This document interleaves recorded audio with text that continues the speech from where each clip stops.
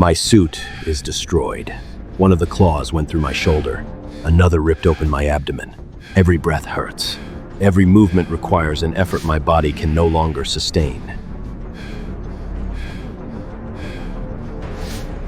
Ahead of me, he keeps advancing. The communicator is broken, but through the interference, I can still hear Alfred's voice. Please, fall back! The man in front of me is covered in blood, just like me. The difference is that his wounds disappear before my eyes.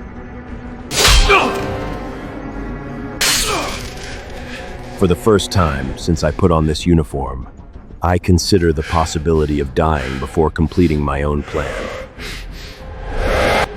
But to understand why an unknown man managed to bring me so close to defeat, we need to go back to the moment another universe invaded Gotham.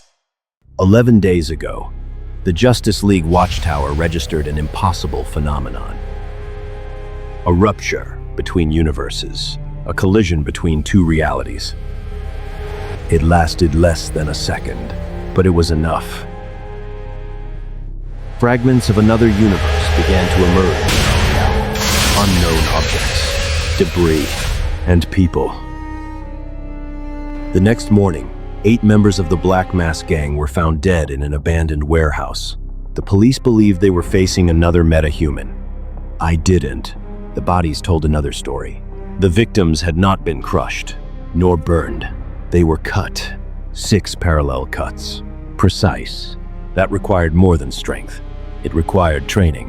Whoever did that wasn't just an animal. He was a soldier. I spent the following days reconstructing his route through Gotham. Always the same pattern.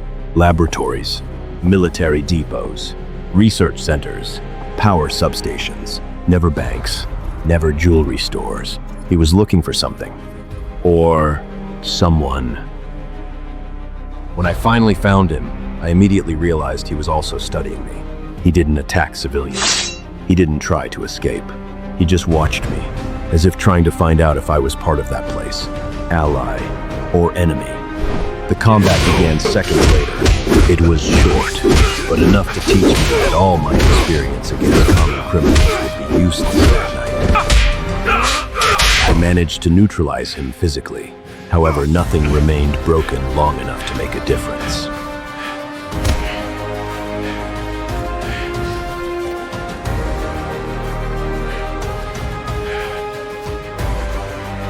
His body simply returned to normal, as if every wound had never existed. So I immediately retreated. Not because I was defeated, but because I still didn't have enough information. No combat should be decided before investigation. In the Batcave, the examinations began. Blood samples collected during the confrontation revealed an impossible organism. The cells not only healed, they reconstructed any damaged tissue almost instantly. While analyzing the results, the Watchtower registered another curious phenomenon. The dimensional rupture remained unstable. Small amounts of information still crossed the border between universes. It wasn't just matter, it was data, like lost transmissions crossing a storm. That's when I sought out Victor Stone. Cyborg. For days, we built a quantum computer capable of synchronizing its frequency with the scar left by the incursion. Our goal was to intercept the data escaping from it. The first files were practically unusable. Fragments of images, genetic sequences, corrupted military reports. I spent entire nights manually reconstructing that data, line by line. Until a name appeared, James Howlett, Logan, Wolverine. The more documents we recovered, the more worrying the situation became. More than a century of combat experience. War veteran. Expert in infiltration, survival, and hand-to-hand combat. Member of a team known as the X-Men. His healing factor made it virtually impossible to incapacitate him by conventional means. But one report caught my attention. His skeleton had been coated with a metallic alloy known as adamantium, practically indestructible. I continued researching. Among thousands of partially corrupted files, I found a combat record involving a mutant named Magneto. Adamantium reacted intensely to magnetic fields. It was the first real limitation found. I immediately began to build a plan. I chose an old abandoned Wayne Tech steel mill. No other place in Gotham had so much concentrated metallic structure. With Cyborg's help, I adapted experimental superconducting coils from Star Labs and transformed them into gigantic electromagnetic emitters.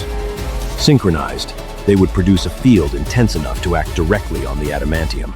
Still, there was a problem. Logan would never voluntarily step into the center of that facility, so I started studying his behavior.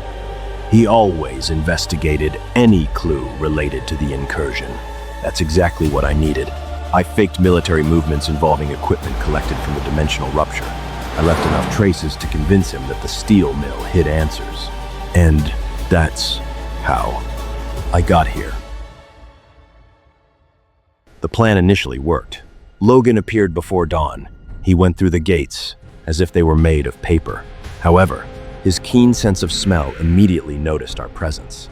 He didn't follow the path I had planned. He found my position. When he entered the control room, he found dozens of files projected on the screens. Everything we had managed to recover from the other universe. To him, it looked like an intelligence room prepared to monitor his team. His gaze immediately changed. At that instant, he stopped looking for answers. He began to believe he had found the culprit. He advanced like an animal. There was no possibility of dialogue. At that moment, I was the enemy.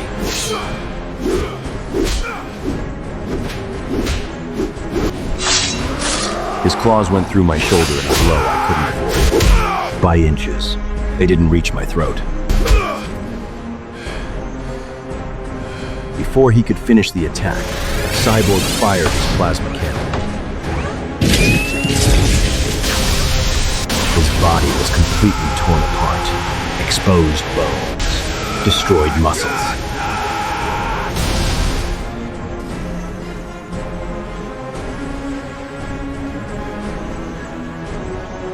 Even so, he got up, and his wounds disappeared before my eyes. At that moment, I understood the true size of the problem.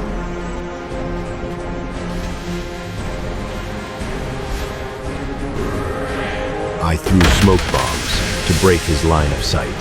It only worked for a few seconds. He found Victor by sound.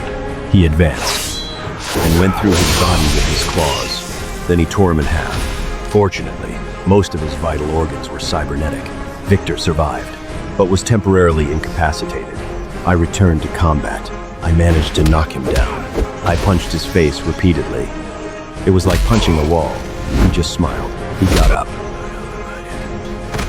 Then his claws ripped open my abdomen. The pain almost made me lose consciousness. Blood began to soak the suit, but it wasn't time to fall yet. My true goal was never to defeat him. It was to lead him to the platform. He was catching up to me faster and faster. His speed was much greater than I had anticipated, but I had a faster ally. Flash appeared in a red blur. The collision threw Logan into the interior of the steel mill. Barry started running around him, ducking every blow, forcing him to advance exactly where I needed him. It was working, until experience overcame speed. Logan faked an attack from the right. Barry reacted. Logan grabbed his leg and broke it with a single movement. Barry fell unconscious. Logan was now a few meters from the center of the facility, but he stopped. He looked around. He noticed the open space, the coils, the metallic structures. He had identified a trap. Perhaps I had underestimated his intelligence. Only one alternative remained. I took advantage of the fact that all screens were still on. I activated the main system. Jean Grey's image appeared before him. He advanced without thinking, exactly as I needed him to. When he reached the center of the facility, I activated the coils. For the first time, he stopped. His body tried to move forward. His skeleton remained still. The claws vibrated violently. The entire metallic structure of the steel mill responded to the magnetic field. I began to drain the adamantium from his skeleton. The process was slow, painful, and extremely dangerous. The metal began to be extracted from his body. inch by inch, while the systems monitored every change in his biological structure. Logan screamed, but he didn't beg. He just slowly raised his eyes towards me.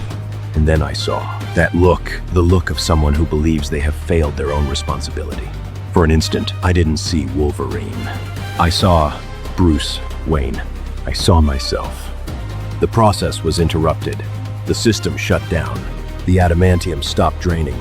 While Logan remained contained, Cyborg, already partially recovered, completed the dimensional frequency calculations. On the other side of the facility, Barry Allen, even injured, got up. His accelerated physiology had already begun the fracture recovery. He staggered to the cosmic treadmill and started running. The Speed Force temporarily stabilized the rupture that had brought Logan to our world. The opening appeared before us. I slowly deactivated the magnetic field. Logan fell to his knees. He could have killed me at that instant. Instead, he looked at the portal, then at me. His expression changed. For the first time since he arrived in Gotham, there was no anger, only recognition.